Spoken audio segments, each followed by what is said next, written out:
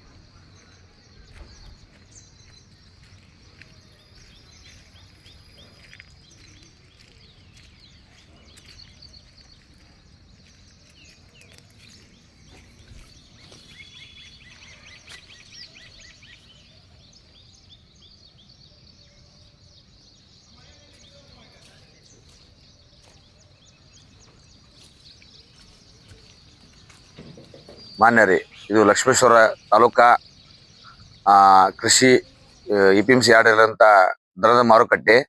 ಈ ಮಾರುಕಟ್ಟೆ ವ್ಯವಸ್ಥೆ ನೋಡಿ, ಇಲ್ಲಿ ದೂರದಿಂದ ರೈತರೆಲ್ಲ ದನಗಳು ತಂದು ತಮ್ಮ ಬೇಕಾಗಿ ದನ ತಗೊಂಡು ಅಥವಾ ತಮ್ಮ ಕಡೆ ದನ ಮಾರಾಟ ಮಾಡಿಕೊಂಡು ವಾರಕ್ಕೊಮ್ಮೆ ಸಂತ್ಯಾಗ ದಿವಸ ಮಾರಾಟ ಮಾಡೋ ಸ್ಥಳ. ಈ ಸ್ಥಳದಲ್ಲಿ ಯಾವುದೇ ತರಹದ ಮೂಲಭೂತ ಸೌಕರ್ಯಗಳಿಲ್ಲ.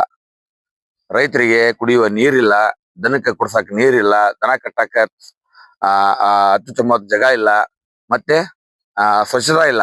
ಎಲ್ಲ ಕಡ್ಡಿಗಳೆಲ್ಲ ಬೆಳೆದವು. ಈ ತರ ಮಾರುಕಟ್ಟೆದ್ದು ಈ ತರ ವ್ಯವಸ್ಥೆ ಇದೆ. ಮತ್ತೆ ಇದನ್ನ ಡೆವಲಪ್ಮೆಂಟ್ ಮಾಡಿದ್ರೆ ರೈತರಿಗೂ ಒಳ್ಳೆಯದು, ಮಾರ್ಕೆಟ್ ಹೆಚ್ಚಾಗಿ ವ್ಯಾಪಾರಕ್ಕೆ ಅನುಕೂಲ ಆಗತ್ತೆ. ಊರಿಂದು ತಾಲೂಕ್ ಪ್ಲೇಸ್ ಇದು, ಲಕ್ಷ್ಮೇಶ್ವರ ತಾಲೂಕ್ ಪ್ಲೇಸ್.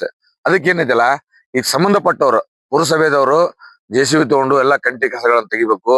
ಅದ್ರ ಜೊತೆಗೆ APMC ಅವರು ನೀರಿನ ತೊಟ್ಟಿ ರೈತರಿಗೆ ಮೂಲಭೂತ ಸೌಕರ್ಯಗಳು ಒದಗಿಸ್ಬೇಕಂತೇಳಿ ನಾವು ಸಂಘಟನೆ ಮುಖಾಂತರ ತಮ್ಮನ್ನೆಲ್ಲ ಕೇಳ್ಕೊಂತೀವಿ.